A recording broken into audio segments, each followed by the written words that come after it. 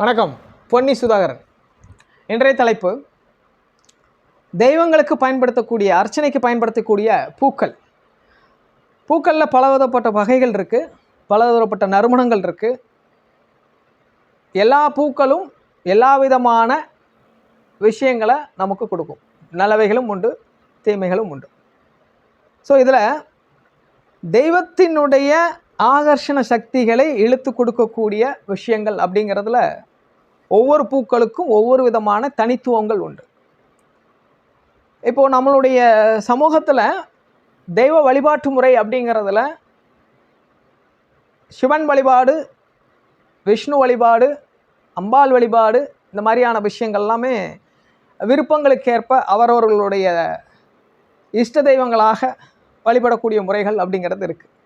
குலதெய்வ வழிபாடு அப்படிங்கிறதோட இஷ்ட தெய்வ வழிபாடு அப்படிங்கிறது இருக்குது. அப்போ தெய்வத்தினுடைய ஆசீர்வாதங்களை பெறுவதற்கு நம்ம அர்ச்சனைக்கு பயன்படுத்தக்கூடிய பூக்கள் அப்படிங்கிறது பொதுவாகவே இன்றைக்கி நம்ம மனம் தரக்கூடிய மல்லிகை, முல்லை மற்றும் துளசி, இந்த மாதிரி ஒவ்வொரு விதமான பூக்களை நம்ம கோயிலுக்கு செல்லும் பொழுது வாங்கி அந்த தெய்வங்களுக்கு அணிவிச்சு நம்ம அழகு பார்த்து மனம் மகிழ்ந்து அவங்களுக்கான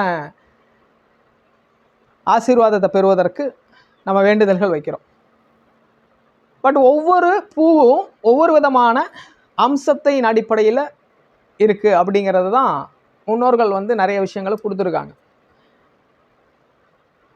இதில் அல்லிப்பூவில் ஆரம்பித்து தாமரை, அல்லி, மல்லிகை, முல்லை, செவ்வரளி மற்றும் வில்வம், இந்த மாதிரி வில்வம் இலையாக வரும், அது சிவன் அப்படிங்கிற சம்மந்தப்பட்ட விஷயம். ஸோ இந்த ஒவ்வொரு மலர்களையும் ஒவ்வொரு விதமான தேவைகளுக்கு நம்மளுடைய வேண்டுதல்களுக்கு இந்த மலர்களை இறைவன் பாதத்தில் சமர்ப்பித்து இறைவனுக்கு அணிவித்து அவங்களுடைய ஆசீர்வாதத்தை நம்ம பெற்றுக்கொள்ளலாம். அதில் ரொம்ப சிறப்பாக நம்ம செய்ய வேண்டிய விஷயம் அப்படிங்கிறது ஒவ்வொரு கடவுளுக்கான விஷயங்கள் அப்படின்னு எடுத்துக்கும் போது ஆகக்கூடிய மலர், ஆகாத மலர் அப்படிங்கிற மாதிரியான ஒரு பிரிவு அப்படிங்கிற மாதிரி ஏற்கனவே முன்னோர்கள் சொல்லி வச்சுருக்காங்க. என்ன விஷயம் அப்படின்னா, அருகம்புல் அப்படின்னு எடுத்துக்கிட்டிங்கன்னா அது விநாயகருக்கு மட்டும்தான் வைக்கணும், அம்பாளுக்கு அருகம்புல் ஆகாது அப்படிம்பாங்க. சரிங்களா? அதே மாதிரி நீங்கள் பெருமாளுக்கு துளசி வைக்கலாம். சரிங்களா? அதே மாதிரி சிவனுக்கு எடுத்திங்கன்னா வில்வம் வைக்கலாம். இந்த புல் வகையில் இந்த அருகம்புல், வில்வம், இந்த துளசி, இந்த மாதிரி அமைப்பில் இருக்கக்கூடிய தெய்வங்களுக்கு சாட்டக்கூடிய ஒரு பூவாகவும் தாவரமாகவும் இதை நம்ம எடுத்துக்கலாம். இதே நீங்கள் பூக்கள், மலரும் பூக்கள், அதாவது மனத்தை கொடுக்கக்கூடிய மலரும் பூக்கள் அப்படிங்கிற மாதிரி விஷயத்தில் எடுக்கும்போது மனம் இல்லாத பூக்களும் இருக்குது, மனமோடு இருக்கக்கூடிய பூக்களும் இருக்குது. அதில் ஒவ்வொரு பூக்களுக்கும் ஒவ்வொரு விதமான தன்மைகளும் இருக்குது. இப்போ ஒரு எக்ஸாம்பிளுக்கு சொல்லணுன்னா, செவ்வரளி எடுத்துக்கிட்டிங்க அப்படின்னா, அந்த செவ்வரளி அப்படிங்கிறது கடனை தீர்க்கக்கூடிய ஒரு அமைப்புள்ள ஒரு மலர். அந்த மலரை அதிகபட்சமாக நம்ம சாட்சாத் எம்பெருமான் முருகப்பெருமானுக்கு அந்த செவ்வரளி மலரை நம்ம சாத்து வழிபாடு பண்ணுவோம். அதே மாதிரி தாமரை மற்றும் மல்லிகை அப்படிங்கிற விஷயம் எல்லாமே மகாலட்சுமி அப்படிங்கிற அம்சத்தை கொடுக்கக்கூடிய ஒரு அமைப்பாக வர்றதுனால மகாலட்சுமி தாயாருக்கு வைத்து வழிபடுவோம்.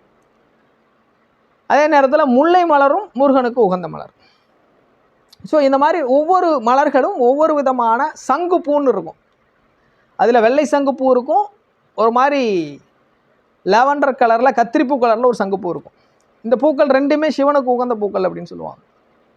ஸோ இந்த மாதிரி பவளமல்லி எடுத்துக்கிட்டிங்க அப்படின்னா, பவளமல்லி பெருமாளுக்கு உகந்த ஒரு மலர். ரொம்ப அருமையாக இருக்கும். அப்படியே ஒரு மரத்தில் அப்படியே பூத்து குலுங்குனுச்சுன்னா அப்படியே அந்த அந்த இடமே அவ்வளோ கமகமகமான ஸ்மெல்லாக இருக்கும். ரொம்ப அருமையான மகாலட்சுமி கடாசத்தை கொடுக்கக்கூடிய ஒரு மலர் பவளமல்லி. அந்த பவளமல்லியை அடிப்பகுதியில் ஒரு ஒரு செந்தூர கலர்லையும் வெள்ளை கலர்லையும் ரெண்டு சின்ன பூவாக இருக்கும். பவளமல்லி பெருமாளுக்கு எந்த அளவுக்கு உகந்ததோ அதே போல் சிவன் அப்படின்னு எடுத்துக்கிட்டிங்கன்னா அந்த சங்குப்பூ. ஸோ இந்த ரெண்டு விஷயமும் சிவன், மகாவிஷ்ணு அப்படிங்கிறவரை பேஸ் பண்ணி, அதுக்கப்புறம் அம்மன் அப்படின்னு எடுத்துக்கிட்டிங்கன்னா அம்மனுடைய வழிபாட்டு உள்ள சிவப்பு நிற மரல்களில் செவ்வரளிப்பூ மற்றும் மல்லி இந்த விஷயங்கள் எல்லாமே அம்மன் வழிபாட்டுகளுக்கு பயன்படுத்தலாம். முருகர்னு எடுத்துக்கிட்டிங்கன்னா நேரடியாக அரளிப்பூ. ஸோ இதுதான் வந்து நம்ம பூக்களை தெய்வங்களுக்கு பயன்படுத்தக்கூடிய வழிவகைகளில் பொதுவான விஷயம். இது இல்லாமல் நிறைய மலர்கள் இருக்குது. ஒவ்வொரு மலர்களுக்கும் ஒவ்வொரு விதமான பலன்கள் இருக்குது. அது சம்மந்தப்பட்ட விஷயம் நான் என்னோடய வெப்சைட்டில் கொடுத்துருக்கோம், நீங்கள் படித்து பாருங்கள். படித்து அது சம்மந்தப்பட்ட பூக்களை அந்தந்த தெய்வங்களுக்கு கொண்டு போய் சமர்ப்பித்து வாழ்வில் எல்லா வளமும் பெறுங்க. நன்றி. பொன்னி சுதாகரன்.